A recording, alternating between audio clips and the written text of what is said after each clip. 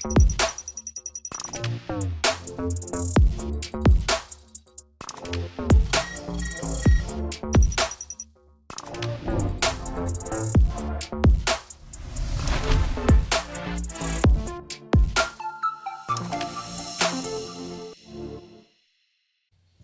Perpetual Breakaway Podcast with your hosts Nick and Junior and producer Vince, bringing you elite fantasy hockey information to help you win your fantasy leagues and win at life.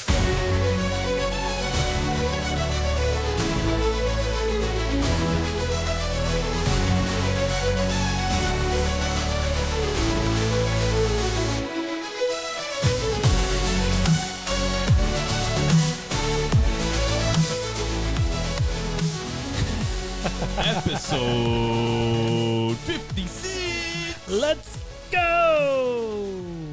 We are back in the studio this week. Although you wouldn't know it, we were in the studio last week as well. But in between that time, we were not in the country. Dominican, my friends. Yes, where we brought the rain. We brought the rain, literally, figuratively, anything that you could possibly think of. We spent a nice vacation down south, the entire podcast and the entire family of the podcast. And unfortunately, it rained, I would say, 4 out of the 6 days that we were there. Yeah, we didn't get one full day of sun. All right, a few sunny breaks here and there, but,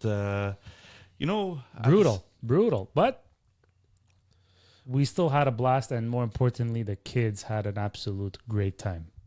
And we watched hockey.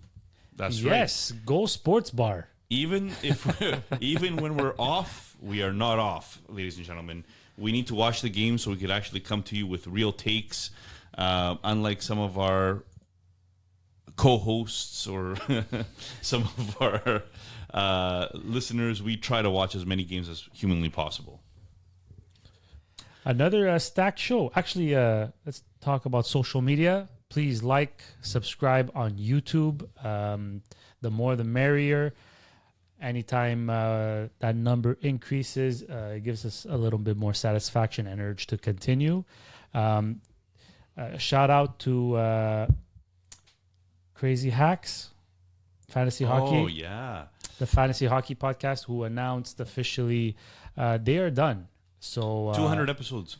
After 200 episodes, they had something good going. But at the end of the day, when you can't do it full time, it's really hard. It's really hard. The Hockey Hacks podcast. Yeah, yes, we asked the Hockey them, Hacks. That's right. Hockey Hacks. We asked them if they would like to be guests one day on our show, which they responded positively to. So hopefully we could. What I've noticed though is that the fantasy hockey community is a very, very tight knit group. Yeah. Like, there's not a lot of us doing this. There's not a lot of us talking about fantasy hockey, not as much as football or baseball or other sports out there. But we're a tight-knit group, and I'm glad that we're part of it right now.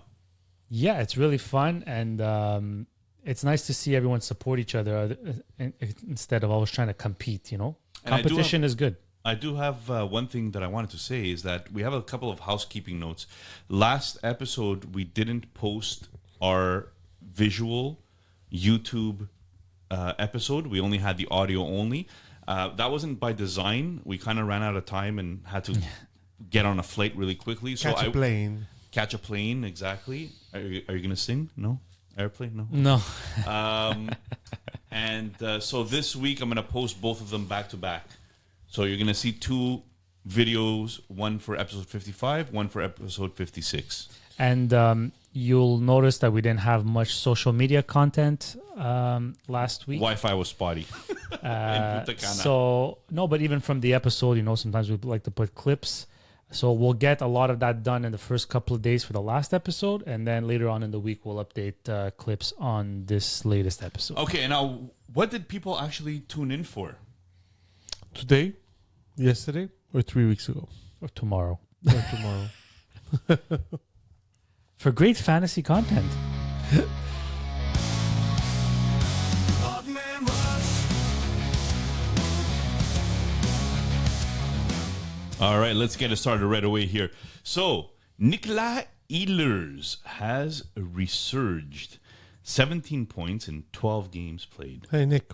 Oh, is that your? Is that? Your, I'm Hey, sorry. Nick, you gotta know your role, bro. I'm just gonna stand here, look pretty, sorry. and you can That's take my over mistake. the project. That's my mistake. Go on. Vince, are you not connected to the screen? Clearly, no, apparently not. Why it's connected, but it's not showing. So, Okay. yeah, it clearly Technical says difficulties Vince is yet the again host here. for Oddman Rush, but Nick, you want to take over? Go No, ahead. I'm sorry. go, That's my go, mistake. Go, Alright. Vince. I go, misread the show notes. Sorry, I didn't we're still on actually- vacation mode here. I didn't Some actually of us join are the still on production vacation meeting this mode. week. Yeah, My there you computer go. was still loading. All right, Nick, this is for you. Ehlers resurgence season, 17 points in 12 games.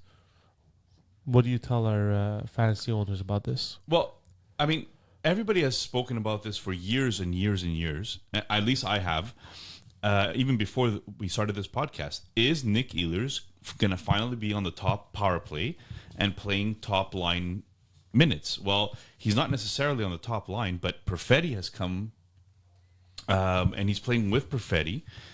He's playing top power play finally, and he's producing. So, I mean, this is great. Winnipeg as a whole is actually doing really, really well to start the season. Their one loss came against Toronto this week.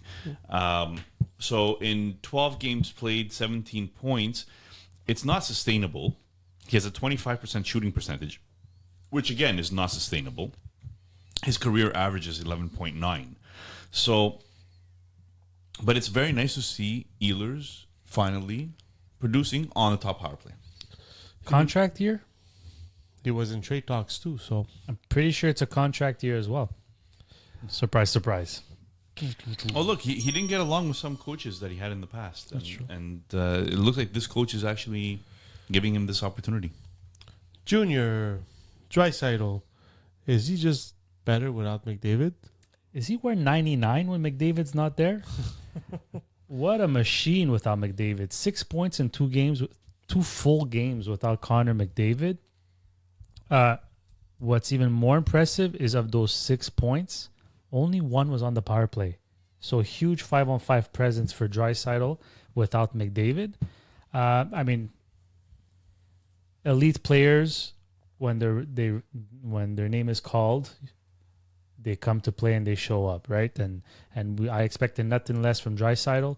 It just goes to show how valuable he really is. Sometimes he goes slightly underappreciated because McDavid is there.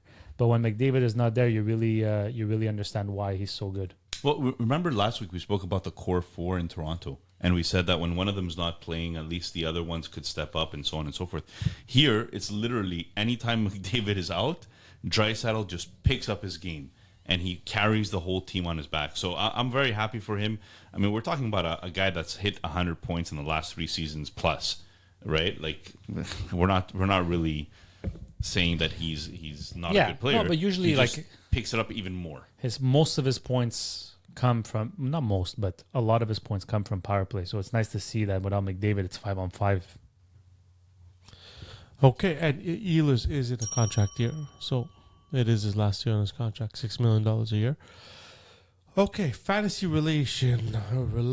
Lehkonen activated off IR for Colorado. Nestushkin scheduled to play on November 15th.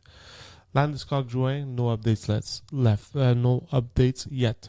So what do we think about Lehkonen, Nestushkin? What do we think about fantasy owners that either have both these players? Well, let's think of it this way. McKinnon before was playing with Rantanen, which we all know, right? But if you saw, it was Ivan, it was Kiviranta, it was Kovalenko, it was like they had everybody injured.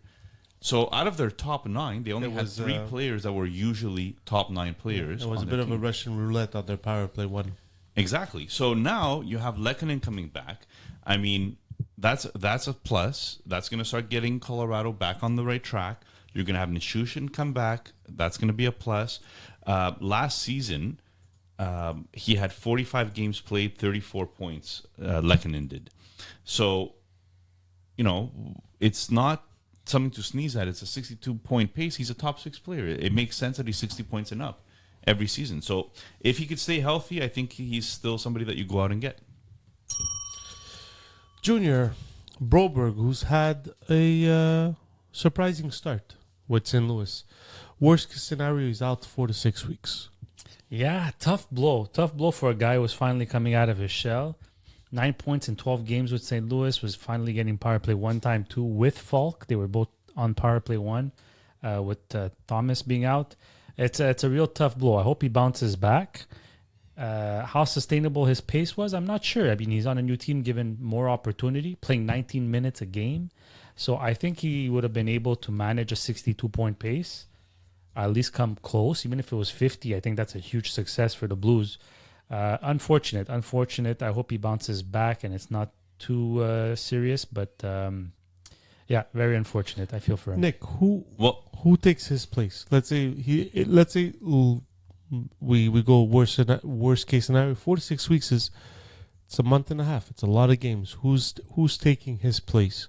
Is there anybody who can take his place on that defense? Well, I mean, right now you have Justin Falk as your PP1, and that's pretty much what it's been.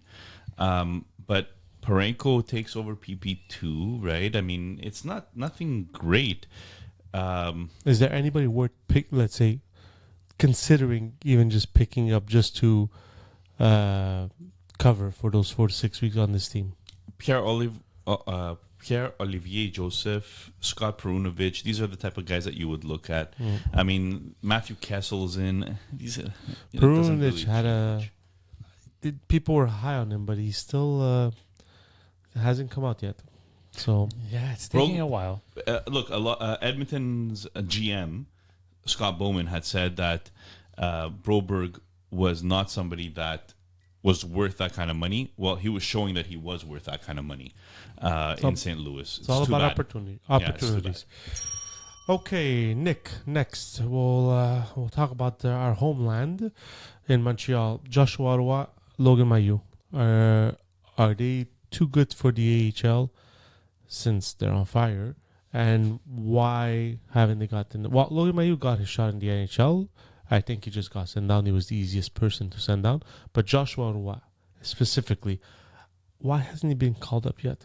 Well, Joshua Roy started off the season with a horrible camp. So he just didn't look interested. He wasn't engaged.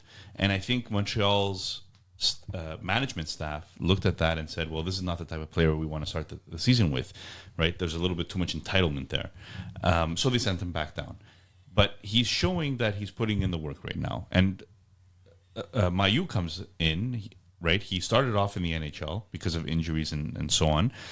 He's killing it in the AHL right now. I think Mailloux has nothing to prove in the AHL anymore.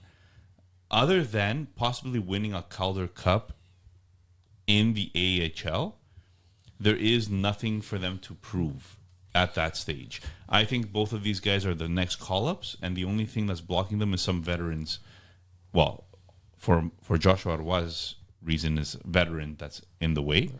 But I think first injury on forward, you're going to see him up. Well, there was a rumor about Joshua Roy, which it's not really a rumor, actually. It's true.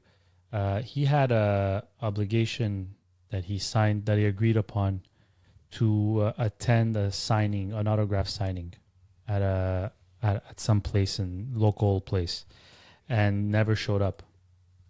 And then it ended up being that they never confirmed the time with him or something like that. I don't know if the Habs took that the wrong way, because at the end of the day, he's representing the Habs. I think you're trying to make no. Well, they're saying that they're saying with Joshua Roy, it's more than just playing. It's more than just on ice stuff. That there's something that maybe is behind the scenes. Anyhow, I'm always very hesitant to believe it. We'll just report what we hear. That's all. I don't even want to rumor monger. It just doesn't serve the. Like, what if all of that is fake? Now we just threw out there that he might have a character issue.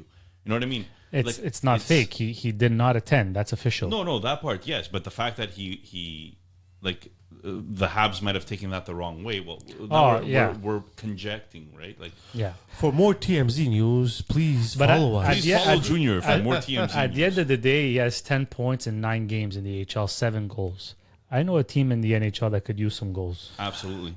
I feel once they send Oliver Kapanen back to Sweden or back to Europe, he'll be called up. I think they're just giving Kapanen his games before they That's an send. interesting take. Yeah, I before like that take. they send him back to Europe. Logan Mayu, I just feel that the defensive core is just too crowded right now. And you're right, he has nothing to prove. Last year he was second leading scorer in his for the Rockets. The entire AHL. Yeah, for the 47 points. Sorry, for the Rockets. but I think so he was top in the AHL top for for defensemen. defensemen. Yeah, so 47 points in 72 games. Crazy. we will wait. And 9 see. and 4 this year. Yeah. Junior, Ryan Donato with the filthy penalty shootout goal. Game winner, too, I believe. Yeah, heroics. He's got 7 points in the last 5 games played for Chicago. Is this just a third line, fourth line player on a hot streak, or is it a player that we can maybe consider going on the waiver wire once if he keeps this up? I'm not sure. I mean, that definitely was a filthy move on the on the penalty shot. Look, he's averaging 13 minutes of ice time. I think he's just making the best of the opportunity he has, which is not a big one. 30% shooting percentage, 30% shooting percentage. Being redundant there with the percent, but very, very hard to sustain, especially for someone who hasn't done it before. So for me, no, but it was nice to see that he's got some skill. They might find themselves a new shootout He's winner. one of those guys that goes hot like 3-4 games in a row, and then he'll cool off for a month. So it's hard to really say. But even when he played in San Jose, he looked like he could belong, and just kind of falls off a bit. So I'm curious to see how. Keep him on your watch list. So for your listeners, not yet on the waiver wire, but maybe coming soon. Never. It seems like we talk about this player every 2 episodes. Nick Zegras. I don't know why we put the EAA cover. I don't think this has anything to do with anything. But 3 points in 10 games played is the Madden curse, but for the NHL. Is his time running out in Anaheim? Well, look. So for a person that's so highly touted, for a person that was on the cover of NHL 24, I believe, the fact of the matter is that he's not showing anything. And we kind of knew that there was some problems in Anaheim with him, and they were considering getting rid of him. But guys, I mean, we're talking about a player that's playing on the second line right now in Anaheim. He has 1 point in the last 8 games. Only 3 points for the entire season, 11 games played. His shooting percentage is 4%. His career average is 10, close to 10.9. So, I mean, this might be a little bit of luck, like bad luck that he's on a cold streak like this. But I just feel like he needs a change of scenery. And until he gets a trade out of Anaheim, he might be this 40-point useless player. I don't know. I was expecting Anaheim to take a step forward this year and like be in the race for a while for a playoff spot. But that had a lot to do with Zegras coming out and being Zegras. And right now he's not. So, and the standings show that. Look, 4 wins, 5 losses, 2 overtime losses, 10 points. Very early. They're only still 3 points back of third place in the division. So anything can happen. At least the team is keeping it close. But you're right. I think a change of scenery is what needs to happen here. So, message to fantasy owners: hold on, be more patient, or if you get a half decent return, you offload them. Oh, I mean, that depends on where you're at in your league. If you're a rebuilder, you have all the patience in the world. You could hold on to him forever. But if you're somebody like, for example, listener Mavruka, who listener Johnny is trying to compete for a top 3 spot in LPHL, and you have Zegras on your team making money in a cap league, and he only has 1 point in the last 8 games, it's maybe time to cut bait a little bit, maybe see what you could get. Maybe one of those rebuilding teams has somebody that they could offer you that has more than a 60-point potential. I mean, right now he's on pace for 22 points for the season. Yeah, at this point, wait for a little hot streak and then see what you can get. At least his value won't be so low. If you could afford to wait, again. If you can, yeah, I mean, if you start falling too we're far only a behind, month in, guys. Yeah, Has it been a full month yet? More or less, no. Well, we Well, don't count episode we won't 50 count the Episode overseas games. 52 was the start of the season. We're episode 56 now, so yeah, that would be a month. Junior, after being embarrassed by the Hurricanes, Boston answers with back-to-back shutouts. Worst goalie in the NHL, according to you, got a shutout, Junior, in Corpusalo. And According to Nick, he uttered those words first. and Swayman got a shutout. And if I remember correctly, it was a 20 save shutout, Yeah. so calm down there, Corpusalo. And so It was all Boston. Is this because they played weaker opponents those two games, or is this the character of this Boston Bruins team? I think, look, Pasternak got benched in the third period of one of those games. Mm-hmm. Again, the coach sending a message. I think the coach is feeling the heat. He's throwing messages left and right to his star players. But to touch on Swayman and Corpusalo, under 900 save percentage for both. That is not going to lead you to a division title. That has to change. Weaker opponents, I don't think it matters, Vince. I think what matters here is that they got the confidence they needed. And the team now, the players in front of them have confidence in them too. Back-to-back shutouts, that goes a long way to maybe starting a little hot streak. Yeah. So for me, it's more about the confidence. So Swayman owners should feel a little bit more optimistic because I'm speaking of experience here. It was rough seeing the stats for Swayman so far this season. Yeah, I mean, it's going to be a transition for Swayman getting that larger role. But good on Boston. They're bouncing back. Every time we count this team out, they seem to crawl their way back in. So, final one, Nick. And I find this one a weird one. Is it time we include Kaprizov among the elite tier of fantasy hockey players? I don't understand this because I think he was in the elite tier after his third season with Minnesota. You look at his stats, there were 51 points in 55 games, 108 points in 81 games, 75 points in 67 games, 96 points in 75 games, and this year 21 points in 11 games. Like, those are top 5 numbers. Are we really not considering this guy as an elite fantasy player? No, I think we are. I think the person that wrote this question was out to lunch, but the fact of the matter is, Junior. No, the fact of the matter is that, look, you want your elite players to put up elite numbers. Right now, he's on 157 point paces. I mean, it's not going to last. But last year, he was on 105 point pace. The year before that, 92. The year before that, 109. So you're talking about somebody that's breaking that 100 point pace mark. You know he's an elite player. It's not much. The only thing is that this year he is a little bit overdoing it. He's at a 21.9 shooting percentage, which is not normal. His career average is 16%. So maybe he has a couple more goals there than he should this early in the season.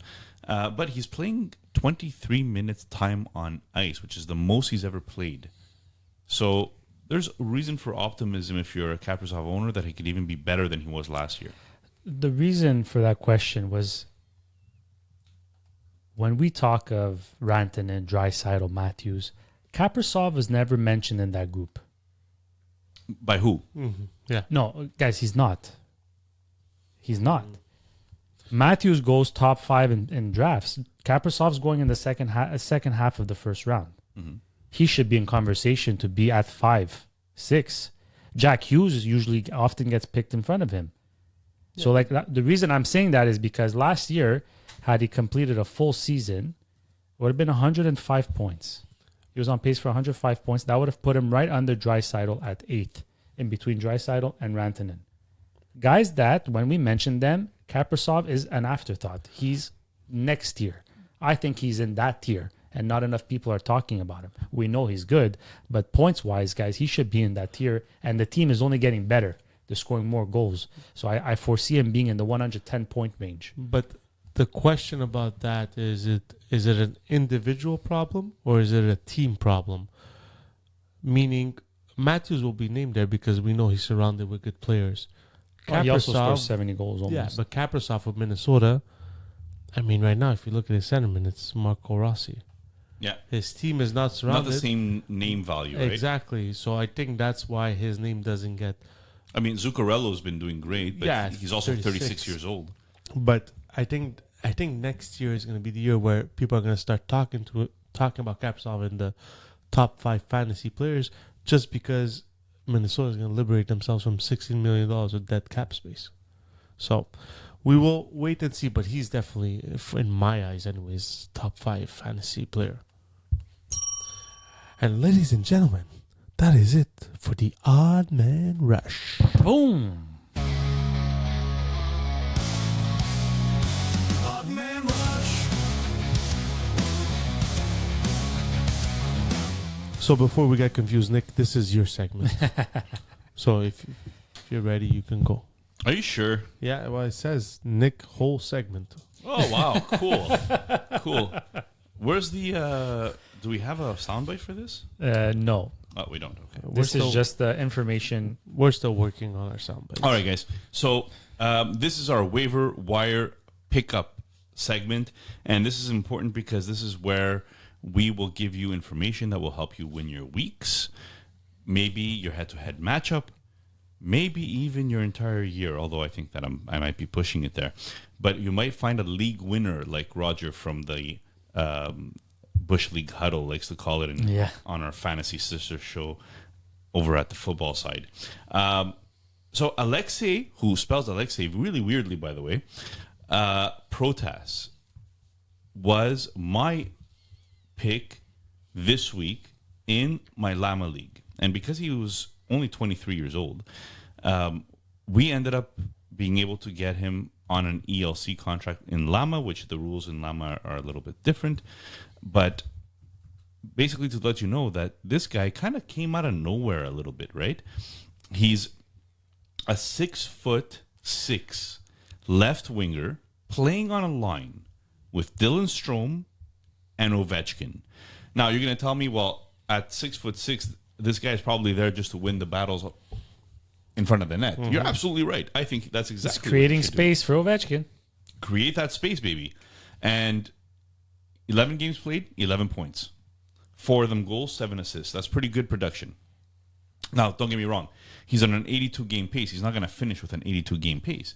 But for somebody that you could get who has a contract of $3.4 million and is only 23 years old, this might be your waiver pickup of the week. Did we put what is percentage owned? 30% owned. So again, under 50%, he qualifies as my waiver pickup of the week. The next person who barely qualifies. Sorry, did you guys have anything to say about Protas?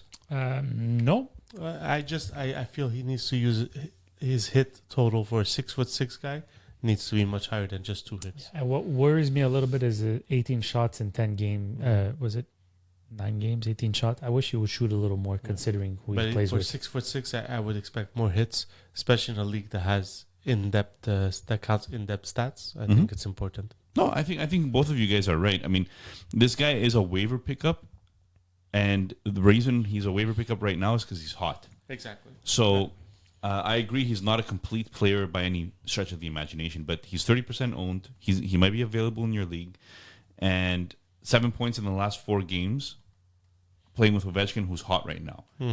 Take advantage as much as you can. Yes, you know sir. I mean? The next one is Pavel Dorofeyev. So we got in all kinds of trouble by a Vegas Golden Knights We didn't get in trouble. listener. He just stated some facts that we didn't do an in-depth research on the Vegas Golden Knights. That's what he was claiming, but he was right in the sense that we kind of missed a little bit on Dorofeyev. At the beginning of the year, we were kind of saying to ourselves, we didn't mention this guy and he didn't do anything. And I think it was Junior that was rubbing the salt in the wound of that listener. But the fact is that the listener might have been right.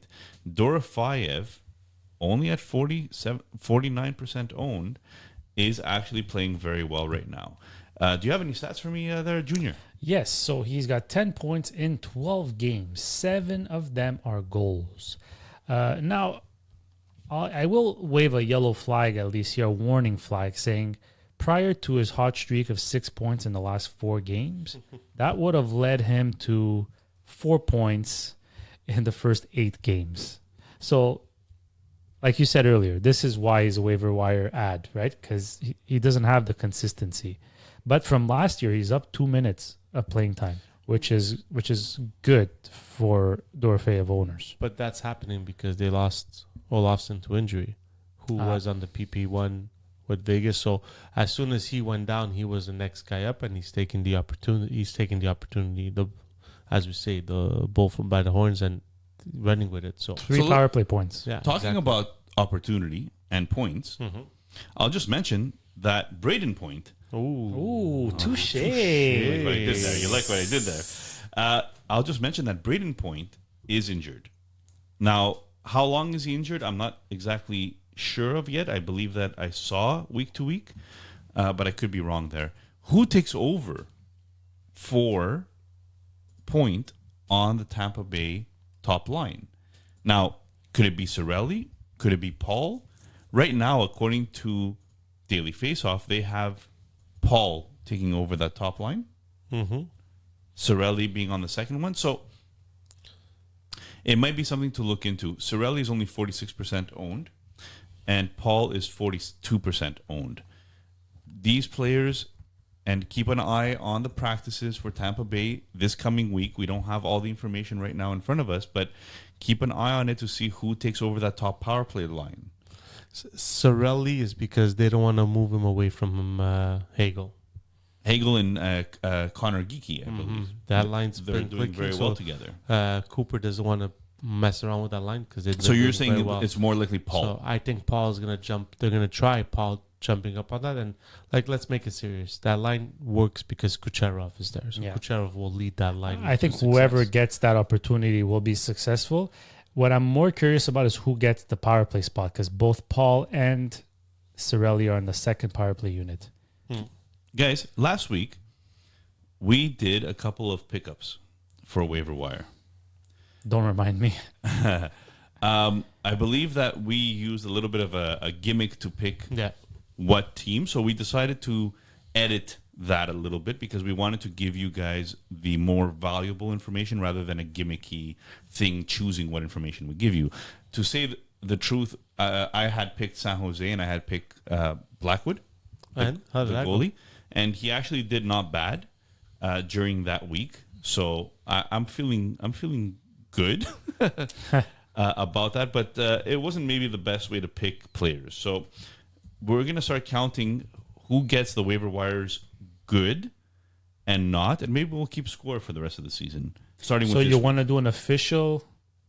I'd love to do an official one. It'd be fun. So no, should we do an official one where we give the information the listeners need and then still do the gimmick after and calculate the gimmick? No, that's too long. Okay. I want to give the information that the listeners need, but I want us each to pick who our pick would be. So for next the week week we'll start our homework, and next week we each have to come up with a waiver wire pickup, and then we rate it from. Then the next week after that, we whether rate it's a one, win, 2, loss, or or push. exactly, and we'll take it from there. Perfect. Okay, I like that. Just to add some excitement. I took Max Domi, by the way. It was an absolute fail. No, we know you fail. I took Niederreiter. I think that was okay. Niederreiter, I think Niederreiter was okay. Yeah. And I'll say that Blackwood was okay as well. Nick, Domi hasn't had a point in 7 games. Yours was a fail. Nick, Can you check? Can you just check Blackwood? I believe it was 2 wins that he had. Blackwood had 2 wins, and Niederreiter actually had a good, while Junior's checking that, Nick, tell the listeners who's playing more games, who's playing the least games this week. All right, so we do this every week where we let you know who the most active teams are going to be this week, because teams playing the most games this week is the Los Angeles Kings, the Minnesota Wild, the Nashville Predators, and the New Jersey Devils. So some good teams to kind of take a look at there. Out of those, do you have one that you prefer, Vince? I'm looking at the schedule now. The Kings have a tough schedule. Kings are Nashville, Minnesota, Canucks, Columbus. Minnesota has Kings, San Jose, Anaheim, Chicago. That's a very friendly schedule. That's Minnesota's schedule? That is friendly. Very friendly schedule. Predators have the Kings, Capital, Florida, and Utah. That's a tough one, especially the way the Predators have come out.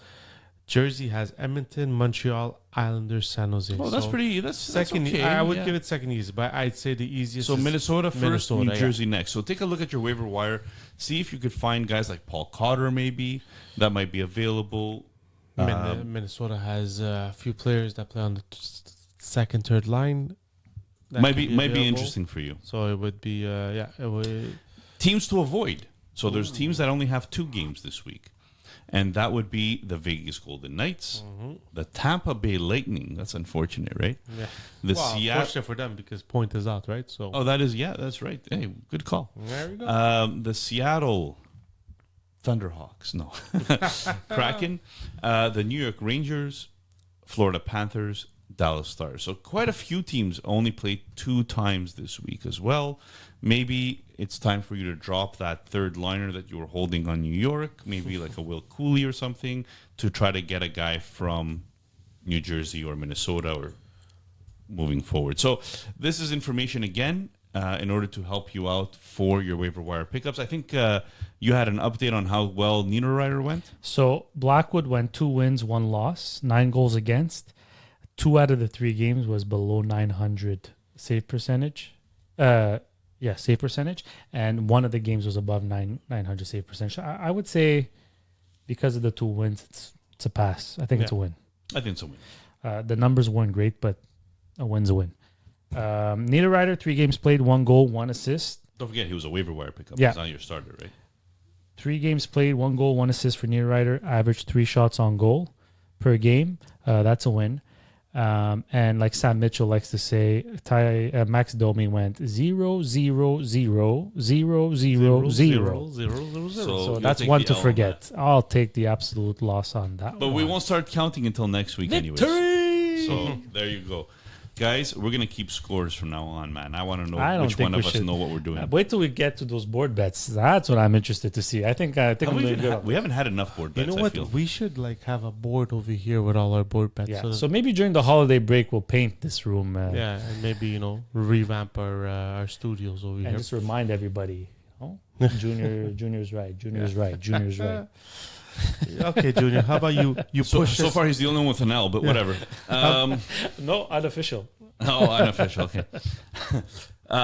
What is our topic of conversation for this episode? So this week, our segment is in or out. Are you in or out? And no, I am not talking about the restaurant that we find in the U.S. Good one. I am talking about, are you jumping on the bandwagon or riding the train to glory? Or are you afraid of the weight of expectations will derail it? What am I talking about, fellas? We're going to talk about a few hot starts to the season and whether you believe in this player to sustain it or whether you think it'll crash and burn. Stop touching the soundboard, Nick. Are we ready? You guys, you let me talk and you just play sounds over my voice? Yeah. This is a load of bullshit. Why are you always playing the train? All right. Let's so start this segment. Vince, you go first.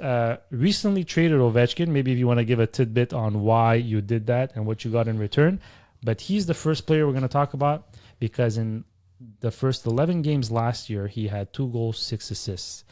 In the first 11 games this year, 7 goals, 7 assists.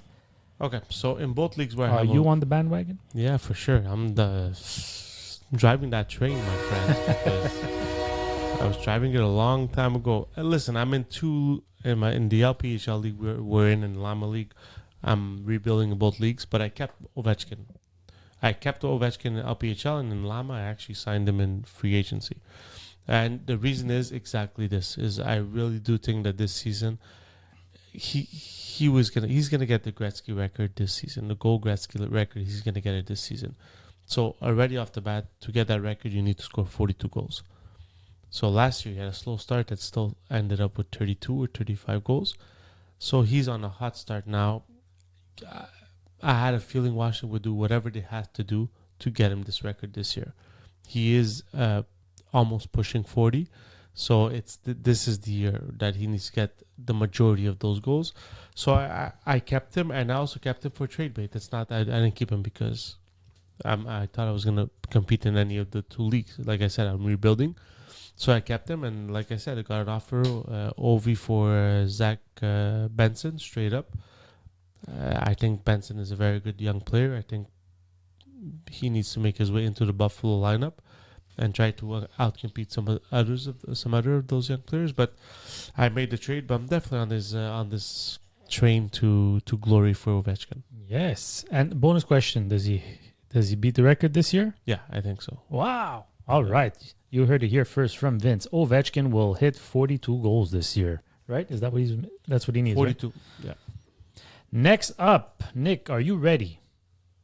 Matt Duchene started the year with 7 goals, 8 assists, and 11 games played. He's on pace for 112 points. Are you riding this train to glory? Or do you think it will derail and crash and burn? Okay. Stop that. Okay. So he's on a 112-point pace right now. And obviously that's not sustainable. He also has a 30% shooting percentage, which is absolutely insane. 35% shooting percentage. So that's not going to sustain either. I am not on the train for Matt Duchene.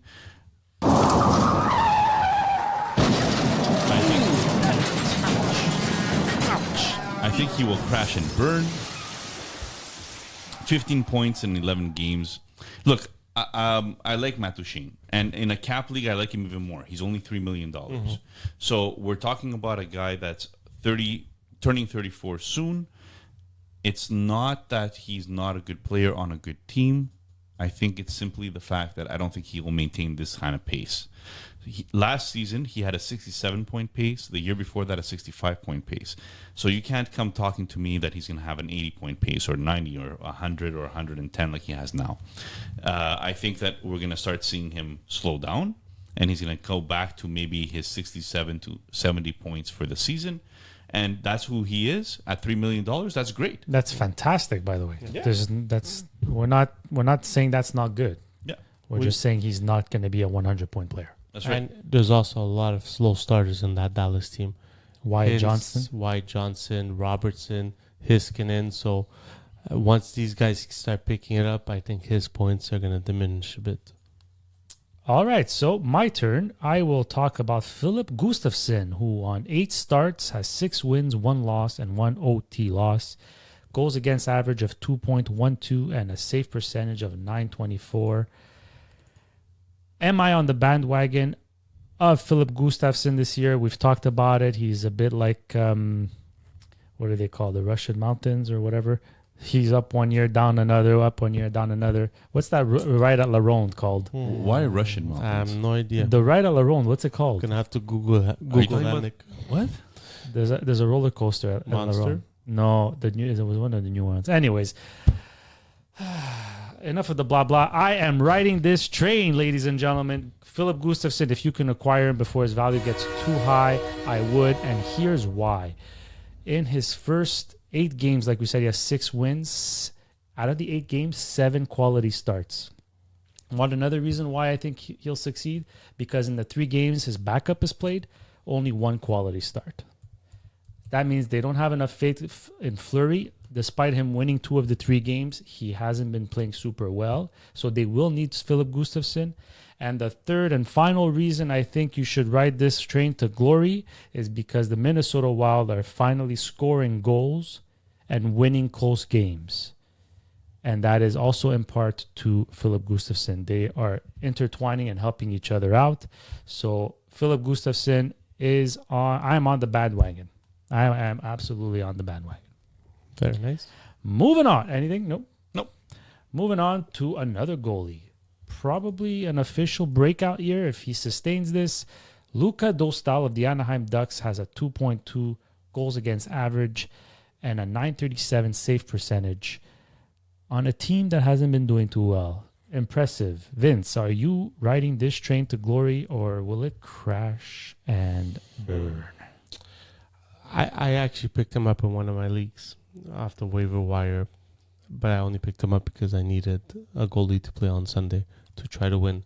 So I am not on this train. And It's not because of him as a player. It's just the team he's on. I think this team. I don't think the .938 save percentage is sustainable for him on a team like the Anaheim Ducks right now. I feel a lot of teams are going into playing with Anaheim and taking them a bit lightly. That's why they got a few good starts out of him, a few good wins. But I feel as the season gets like prolongs and games get more important for other teams, I think that's when we're going to see that his numbers are going to drop a little. I'm not saying his goals against average will be at over 3. I think he'll stay under 3, but I think it'll be more between the 2.5 and 2.9, which is still very good for a goalie on a bad team. At save percentage, I would think it'll be closer to the 900s, not 930. But league leader in shutouts too with 2. Well, like there's a few players that are, I think, in the same stratosphere, right? Mm-hmm. There's Dostal, who might be having, like Victor said, he tweeted actually that he loves Dostal this year, and I think that you can't not love Dostal this year. But if your league counts wins higher than what save percentage it counts, save percentage or shots against, like you gotta weigh that for yourself. You gotta be smart about what you're looking at here. We can't possibly give you all the league's rules out there, but I kind of fit him in the same stratosphere as some of these other teams that have goalies that are performing decently, but not necessarily starters right off the bat, right? Like I'm taking a look at Merzlinkins, for example, another team that's not going to win a lot this year. They might have had a couple of good games here and there, beat Toronto, beat some bigger teams, but we're not expecting Columbus to be a highly winning team. But Merzlinkins has almost an 899, I think, save percentage right now, and he's doing pretty well. He has a few wins. Anonin is another one, right? So, like, he might have more wins than Merzlinkins, but have a little bit less of a save percentage. So you got to weigh that on your team. It's like we always see. You got to know your fantasy league, the rules, scoring and ruling to make things more adjustable for your league. And more we're starting to see it that fantasy hockey commissioners are starting to tweak with the point system to give value to these goalies on bad teams that are actually perform well but don't win. So they'll do points based off save percentage or goals against average, or they'll do points based off maybe the saves are worth a little more, just to credit them for actually playing well, because at the end of the day, they are doing their job, right? So if you're new at fantasy hockey, or maybe creating a league, not as experienced, but you want to move up into like the next step of a fantasy hockey league, maybe that's something you should look into. All right, Luka Dostal. Moving on to Montreal Canadiens player, Nick. Cole Caulfield has 10 goals in 12 games. He's on pace for 75 points. Will he be a 40-goal scorer this year? Are you riding Cole Caulfield to glory, or will it crash and burn with the rest of the Montreal Canadiens? Well, that's a good point there, Junior. Here's what scares me. So he has 10 goals, 1 assist. That's a little bit scary, but he is a shooter. He's at a 29.4 shooting percentage. That's really, really high. I still think, though, that he hits that 40 goals. So I am on board. I am on that choo-choo train that's going. The timing was off there. But I think that he has the possibility this year of hitting 40. And I don't think it's a crazy thing to say necessarily. Obviously, he has 10 goals in 12 games. That's not sustainable. But to get another 30 goals in the next 70 games, I think that's possible. He's got to stay healthy to do that. You could see that this year he's recovered from that shoulder issue that he had last year. You could see it in the way he's playing. He is the go-to man on the power play. He's the shooter on the power play. If you want a guy that scores goals and your league counts goals more than assists, well, this is the guy you go for. Just a funny thought. Late last week, now it might still be the case, but the top 3 goal scorers in the league, All War number 13. Oh, Johnny Gaudreau. wow. That's it's a little freaky. Caulfield, Heischer, and I can't remember the third. It's true. Heischer, too, is doing a great start to the season. Yeah. But to your point, I'm a little reserved with Caulfield because maybe it's the Montreal Canadiens fan in me, but when he first came into the league, I was one of those guys. He's going to be a 50-goal scorer. He's going to be a 50-goal scorer. And then, he's sunk. And like, okay, now he's not going to be a 50-goal scorer. He's going to be a 25, 30-goal scorer. And now he's doing well. And I don't want to get trapped into that idea that he'll automatically now be a 40 to 50-goal scorer. But I do think... Don't forget, he's trending the right way. He hasn't even hit his prime yet. Right. I just want to see the team be a little bit better before saying he'll be a 40-goal scorer. He will be our next Max Pacioretty, which is flirt with the 40 goals scoring and add a bit of assist. But I don't see Caulfield being a point per game player. I don't see him hitting 80 or 82 points anytime soon. No, but if you could get us 40 goals, 40 goals, 100%. I always said 25, 30 assists. 50 goals is not. It's not a given in. It's not easy. You gotta I'm not even saying, 40. I'm not saying. When's the last time the Habs had a 40 goal? No, exactly. That's Pacioretty. Or he got Stefan stopped at Ricci. 39. No, the 39 Pacioretty. But that's what I'm saying. Pacioretty flirted with 40 goals about 50. 4 or 5 times. He flirted with 40 goals, Pacioretty, right? So this is Caulfield. Like Nick said, the most important thing. The biggest problem with Habs is players tend not to stay healthy. But if he still stays healthy, listen, if Caulfield can give me 40 goals every year and flirt with 50 once in a while and 20 assists, I'll take it. Well, you know what? He always doubled the goal totals compared to the assist. And last year, he actually had more assists than goals. This year, he's trending more towards the more goals than assists, which who knows what the hell happened last year, maybe. Laine is only expected to come back in January. He's supposed to be providing that secondary scoring or maybe that other shooter on the power play.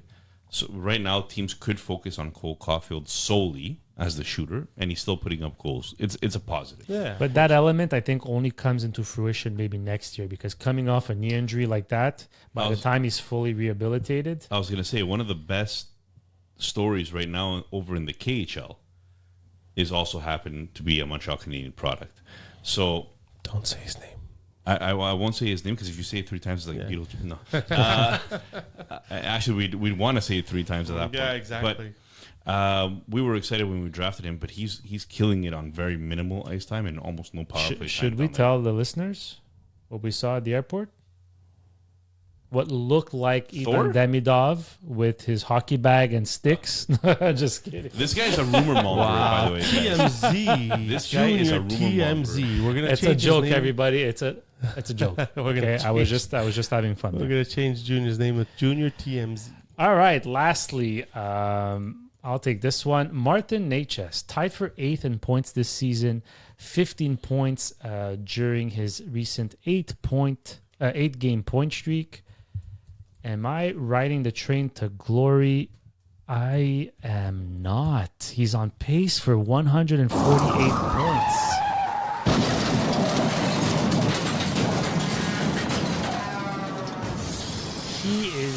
He has a shooting percentage of 27.3. That is more than double. That is double his best ever, which was like 18. Maybe not double, but 18 he did it once. Everything else was 10, 11, 8, 12. That's a big difference. I don't know. He's been too much of a seesaw, paced for 56, paced for 71, paced for 42, paced for 63. Until I see it consistently, I can't ride the bandwagon. Well, I mean, if you're using that seesaw terminology, technically this year is his up year. Yeah. So he should be in the 70 points plus territory this year. Technically. So... But if I can't bank on him, you just don't like Necas. No, I do like him. No, you don't. I do like him. If I was a rebuilding team, I would go after him. But if I'm trading for him to help me win, I'm not sure I want to give up the assets he's worth right now, not with the uncertainty he provides. Well, 15 points in the last 6 games, to your point, is quite a point streak.